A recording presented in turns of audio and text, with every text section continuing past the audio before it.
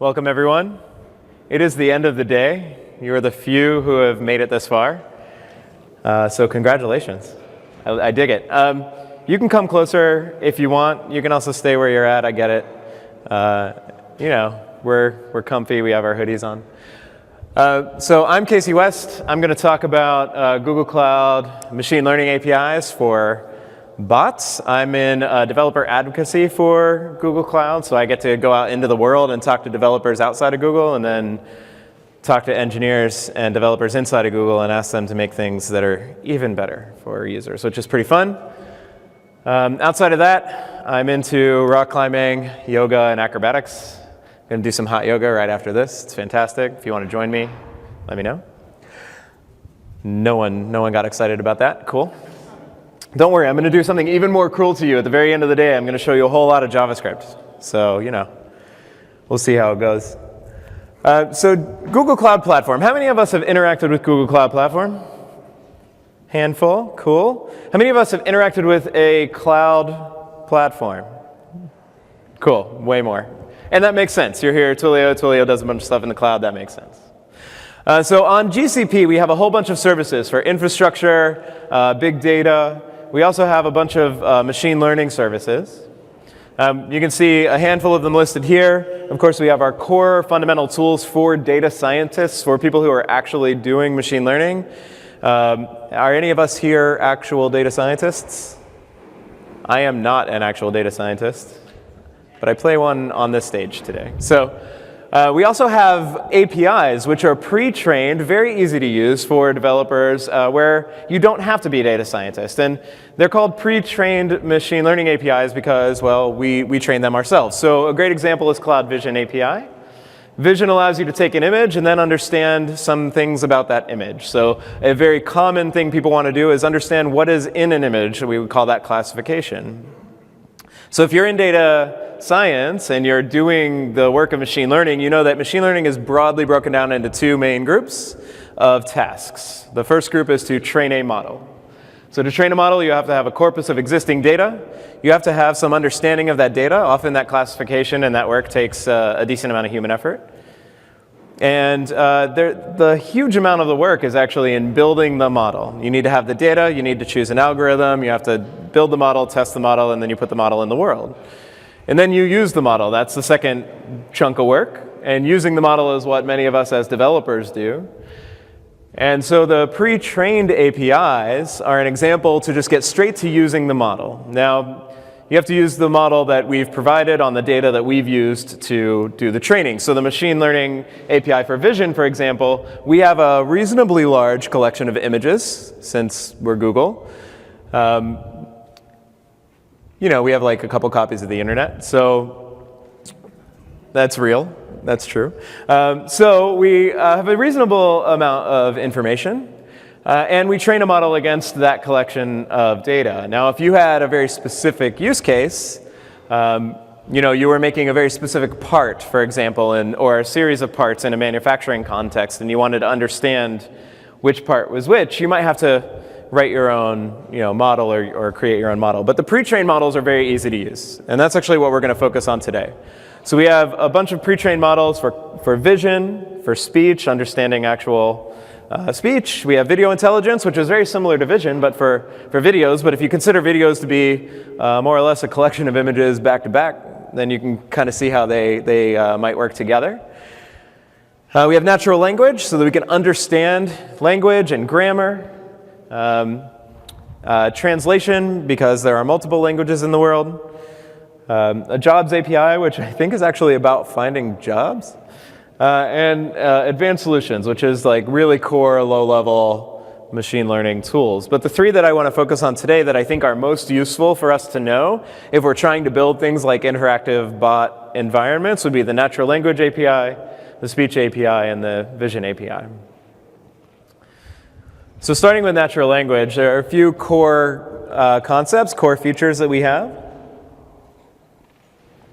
One is syntax analysis. So if you ever had to diagram a sentence in English class, if you had to take English class, how many of us have had to do that in our lives? It's horrible, right? Wait till you see what the machines can do. We can find entities. So if you're talking about a subject, a thing, let's say San Francisco City Hall, we can find that you are talking about San Francisco City Hall. We can link that to a Wikipedia page, because in our knowledge graph, we know that, for example, there's a Wikipedia page. We can find sentiment. We can find sentiment on a document as a whole. Is this document generally representing a positive or a negative attitude, and is it doing it to what extreme? Are we relatively neutral, or are we very extremely positive or perhaps extremely negative? People at a Penn State hackathon that I went to a couple of weekends ago to support, some students wrote something where they scraped Reddit subreddits to determine whether they were generally positive or negative subreddits. And as you can imagine, they were either positive or negative, and often universally of high degree of magnitude, either very positive or very negative. So like the puppies subreddit is pretty positive. Politics, not so much.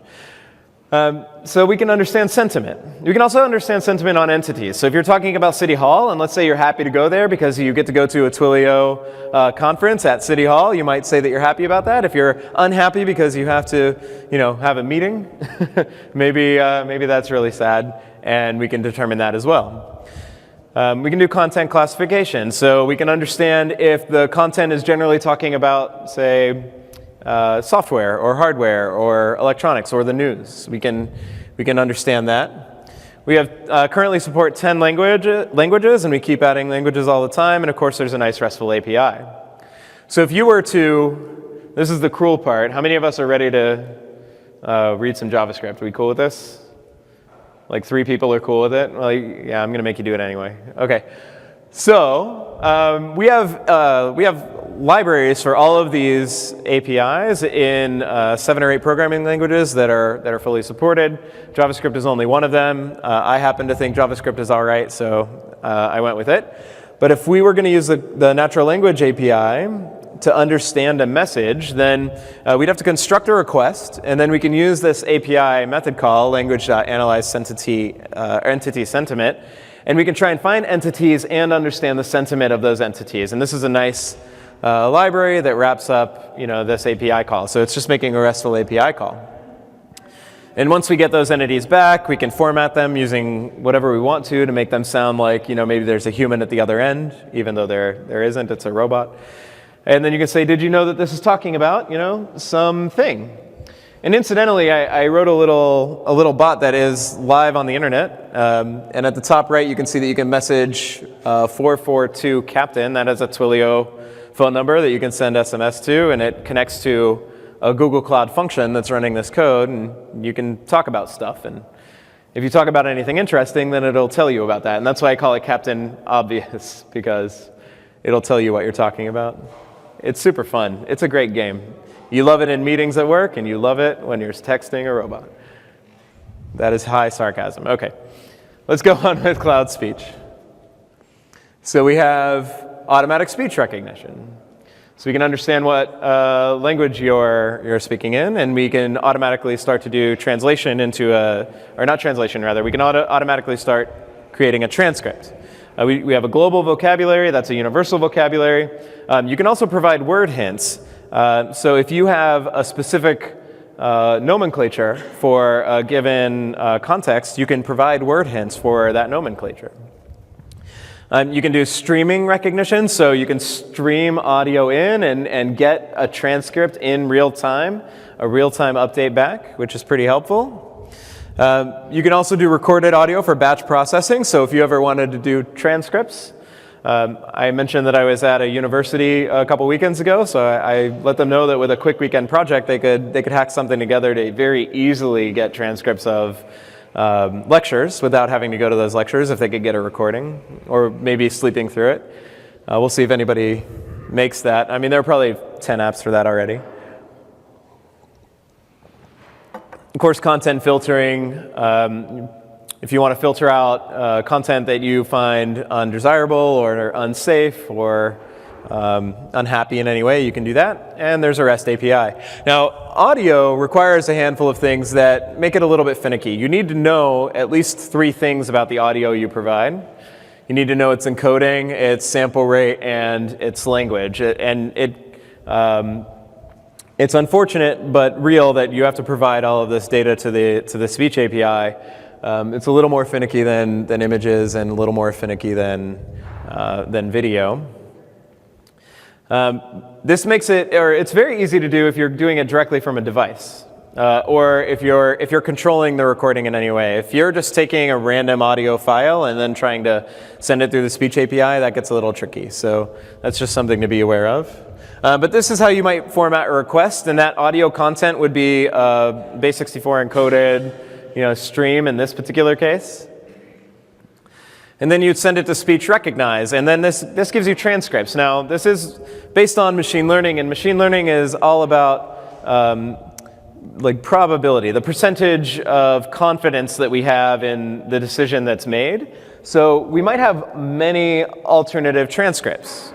Right, so given a piece of audio, we might have 2 or 3 variations that we found as part of our transcribing using the machine learning API, and they'll be ordered by the confidence that we have in a particular translation. So we might have a 99% confidence rate that one translation is correct, and we might give you an alternative that's 97%, and the 97% one might be the correct one. It's not always perfect, but that's how that might work.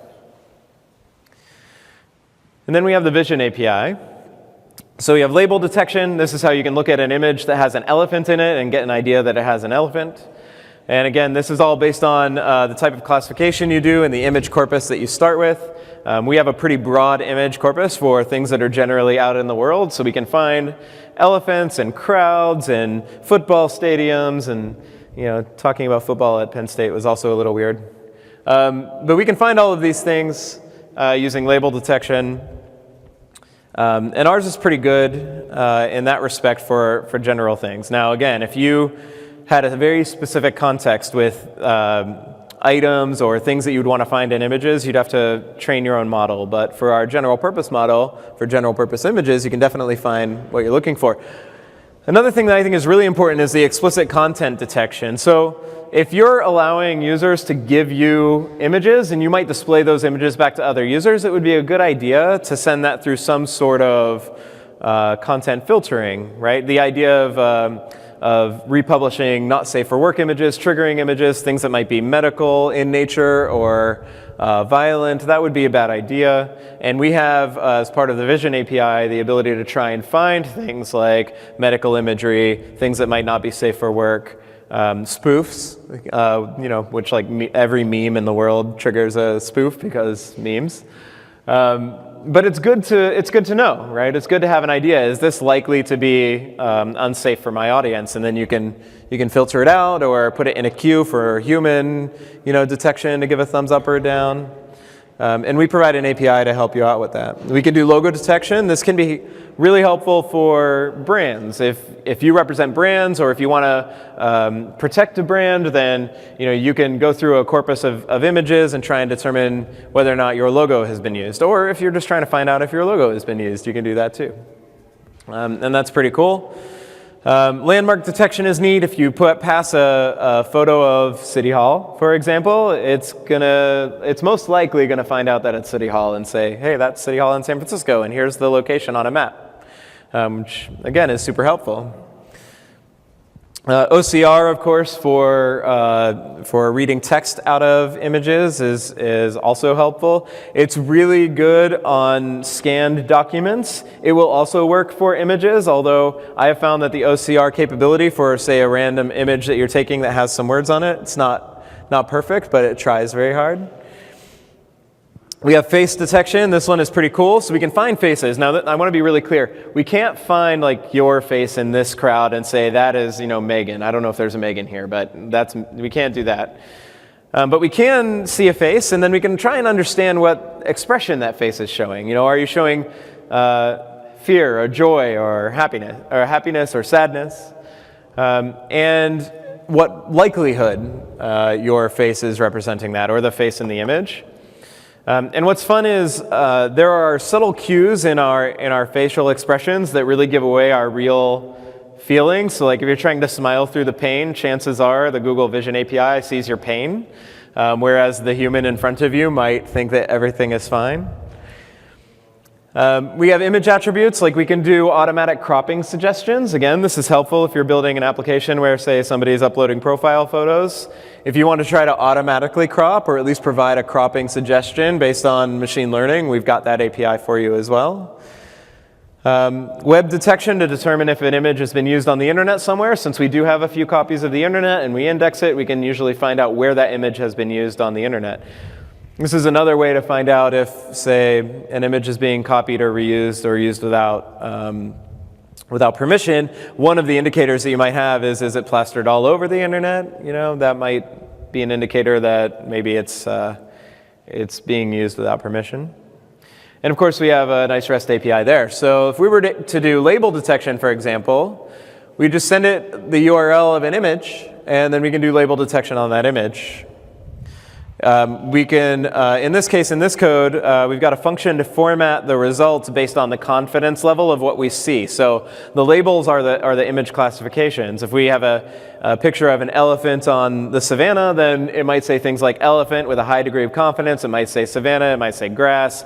Maybe it messes up and it says pine tree because something looks maybe like a pine tree to the image recognition. But hopefully that would be a pretty low confidence level, since it's generally unlikely, at least in a natural setting, to find an elephant near a pine tree.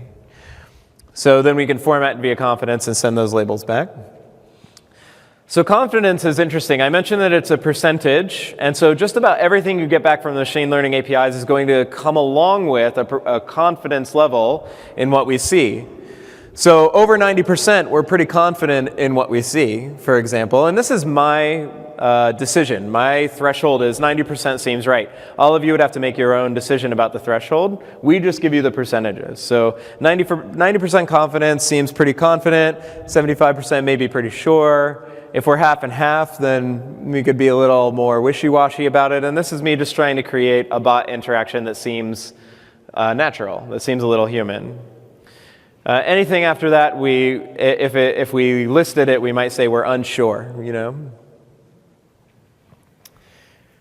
We can also do things like face detection. So if we do face detection on an image, that's a different API call, vision.face detection. We give it the request. And when we get the results, we can find, say, the first face, for example. Then we can try and find the most likely expression based on the data returned. I'm going to show you an example of the JSON payload that gets returned from these. It's pretty comprehensive. And then it can say that, you know, I see a face that, for example, might be very unlikely expressing joy or anger. Not all faces show an expression super clearly, so we don't always get a super clear understanding of the sentiment of a face. But, you know, we can try and find it. So that's the end of my slides, but not the end of my presentation. I have a few minutes.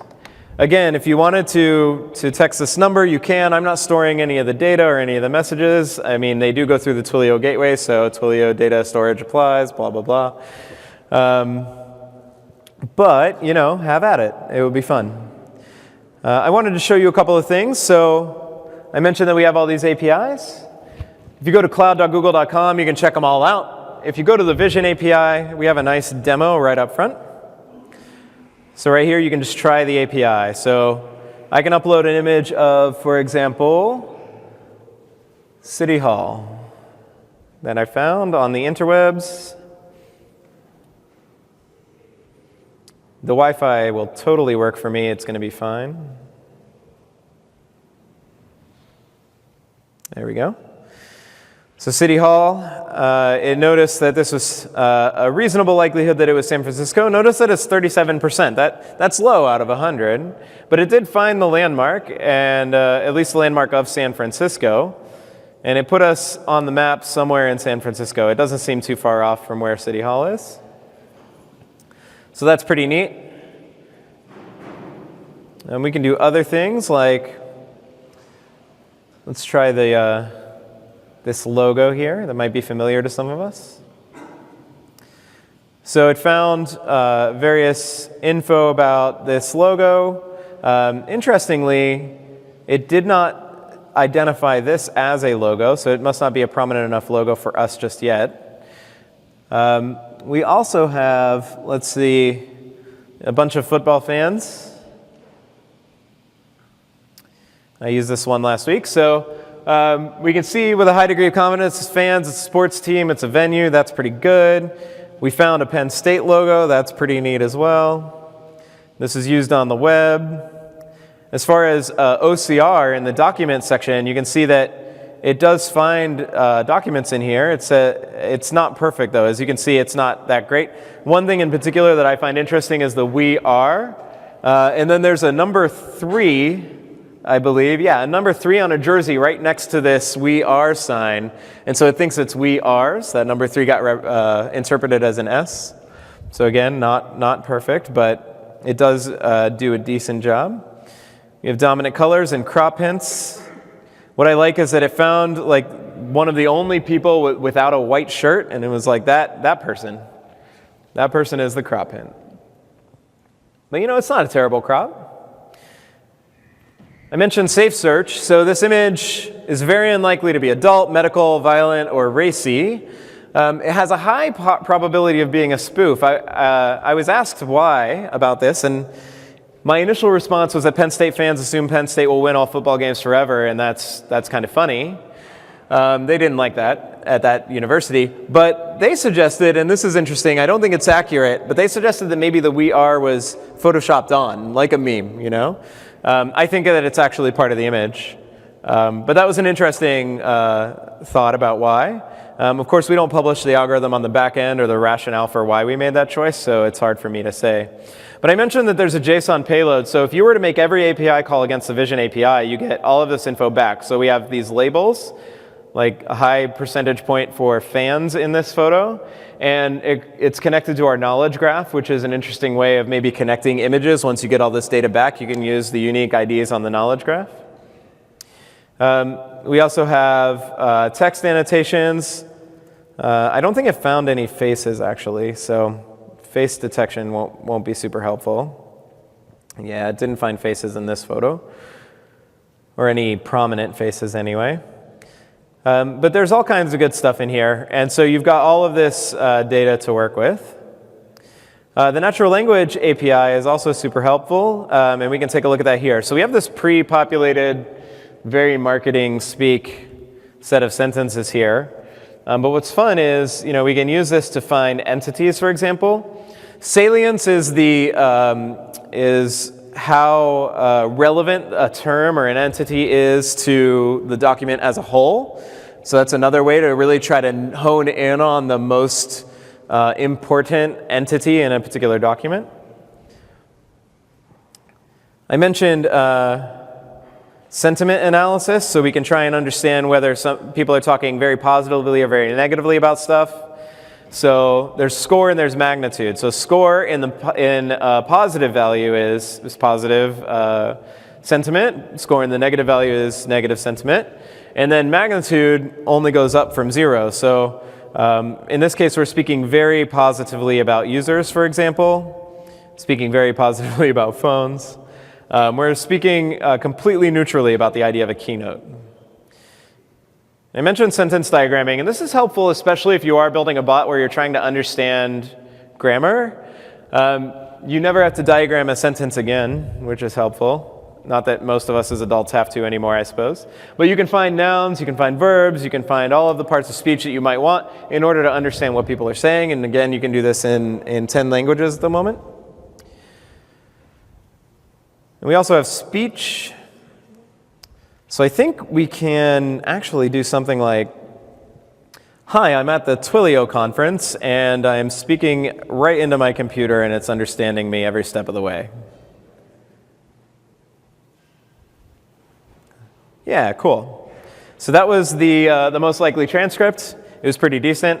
My favorite anecdote is that a dentist did this once using very specific dentist grammar and using their Android phone, and it got every word right. And the dentist was like, I'm never writing anything down again, which has got to be good for medical records. So that's good.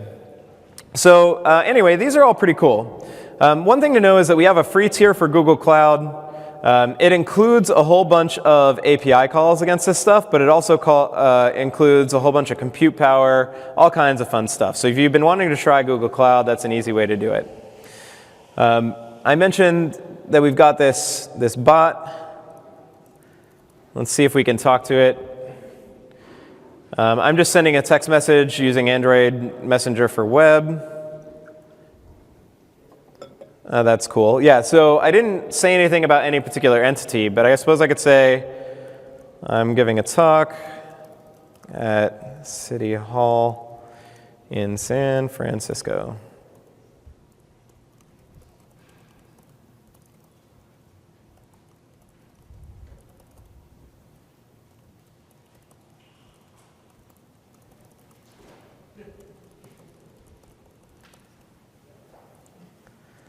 So it says, did you know you're talking about San Francisco, which is a location, a talk, City Hall, an event, Twilio signal.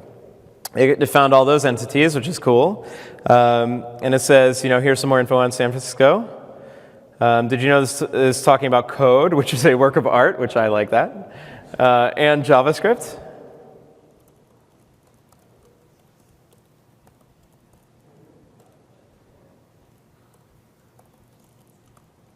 I'm going to try and speak with some positive sentiment and see how it goes.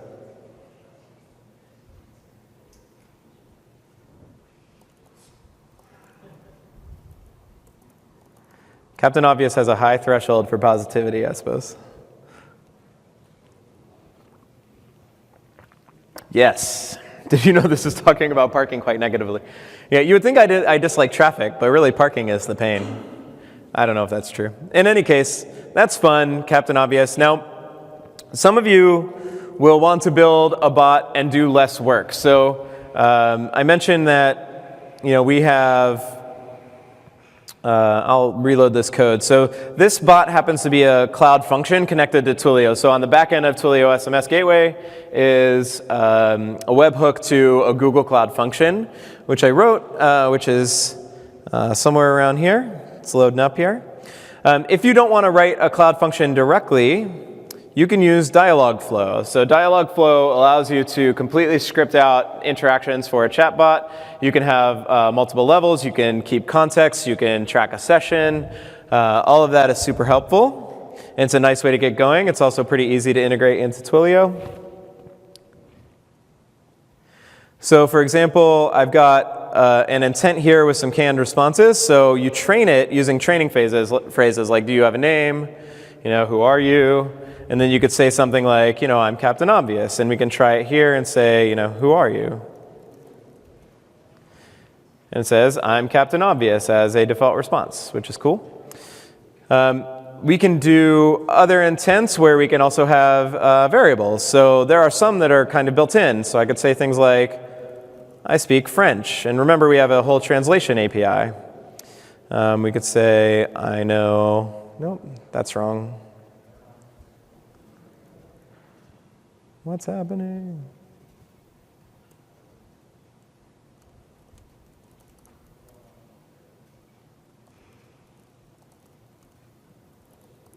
So we can do things like this. And it maps to an internal language system. So then we have this language parameter. And in our response, we could say something like, I had no idea you speak language. And save something like that. And you can create your own entity dictionaries as well, but this is just a built-in one. So I might be able to say something like, I can write in Russian, which is not true. I cannot do that.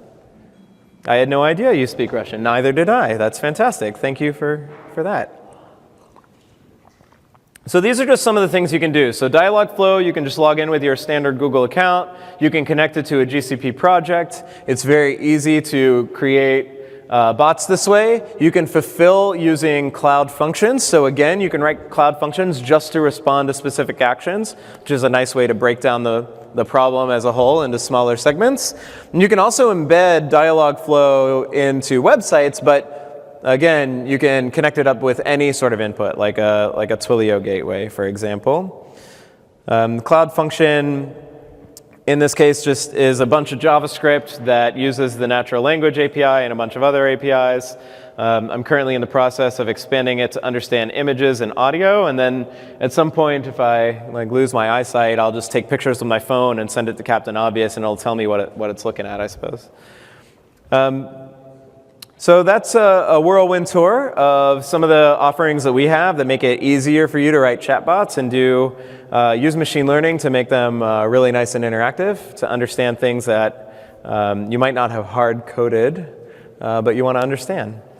That was exactly 30 minutes, which means I'm going to get off the stage. They're going to cut my mic, but if you do have questions, I would be happy to hang out for a little while before I go to hot yoga with anyone else who wants to go to hot yoga. Thank you.